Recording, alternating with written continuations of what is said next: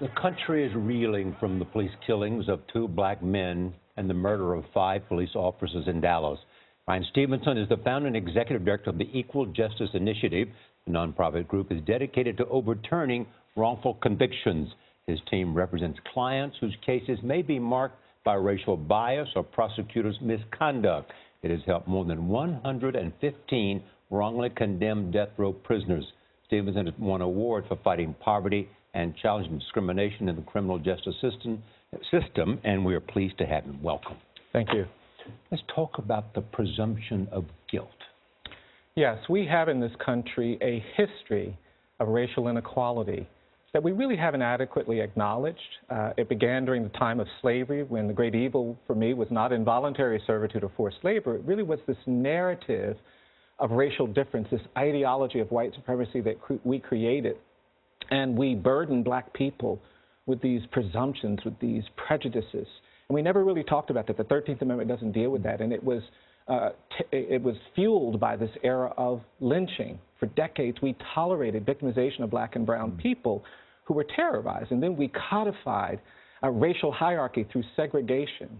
And then we passed the Civil Rights Act, but we've never dealt with this presumption. And today, black and brown people in America are burdened with a presumption of dangerousness and guilt. And you believe it has a direct link to slavery? Well, I do. And our inability to somehow come to grips.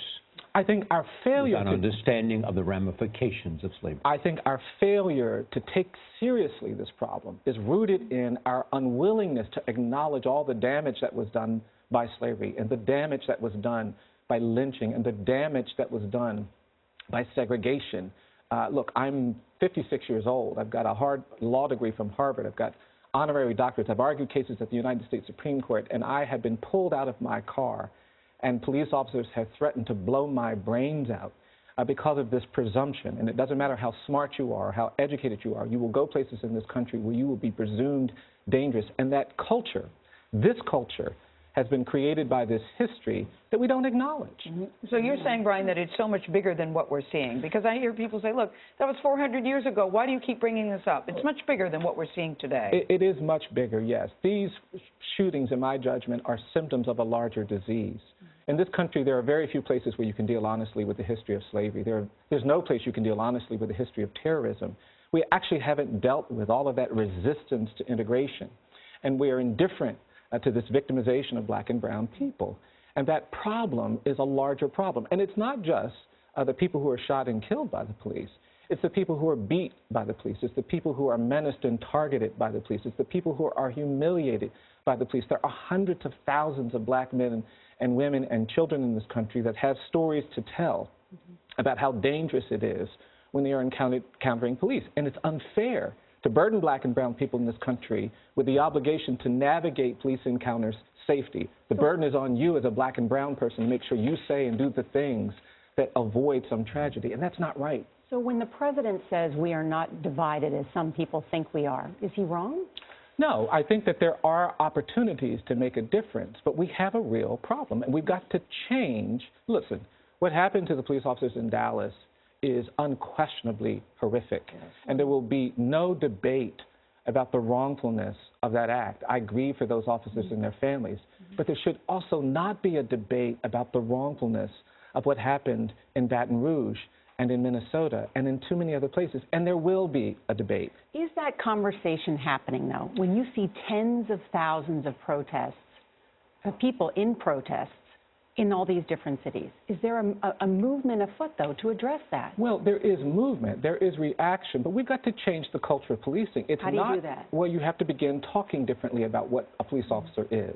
We have too many police officers in this country that think of themselves as warriors, not as guardians. You've got to change that culture. If 90% of the police training in many of the 18,000 police departments is all about shooting and fighting and not about implicit bias, you're going to see more of these encounters. Do you think it's a matter of training? Do you think that that is the issue, a matter of training? I think training is the beginning. I think our police officers ought to be the most sophisticated people in American society when it comes to not being directed by implicit bias, because they're armed, because they have responsibilities. They have to be the people we trust the most, not to presume others dangerous and guilty, but that's not what's happening. So we've got to do training, but we also have to change that culture. We've got to create some accountability. How do you change somebody's bias, though? Well, Bryan? you actually get them to acknowledge that when they see someone of a particular race, that they're primed to think things that are unfair. And, you know, we've had to change our bias in the climate control area, right? We used to think it was appropriate to spray things and to use fossil fuels, but we learned some things and we've changed our behaviors. I think we're equally at risk by the smog created by our history of racial inequality, which we've all been breathing in, which has made us see black and brown people as dangerous and threatening and menacing when we're just trying to live our lives like everybody else. And there are ways that if we begin to acknowledge that, we have to create more shame about the police misconduct that we have tolerated. We've got to create more shame about segregation, more shame about lynching and terrorism, more shame about slavery. And when we feel that shame, we feel the act to do something reparational, something remedial. And that's not happening in police culture as much as it needs to. But I also think it's important not to paint the police with one brush either. The way some people are saying the blacks are being painted by one brush, I think it's very important not to paint the police departments with one brush too. I don't think there's any question about it. We have thousands of black police officers in this country. There are thousands of police officers who very much are committed to public safety. And that commitment has to be honored by changing the culture in a way that we can trust one another. We've done so little in this country to hold police officers accountable. Good police officers want to be held accountable. But when you have the court saying it's okay to lie and cheat, when we kind of tolerate this deception, when we don't respond as a community, black and white, brown and other, to these horrific shootings of young men of color, we're going to foster this continuing divide.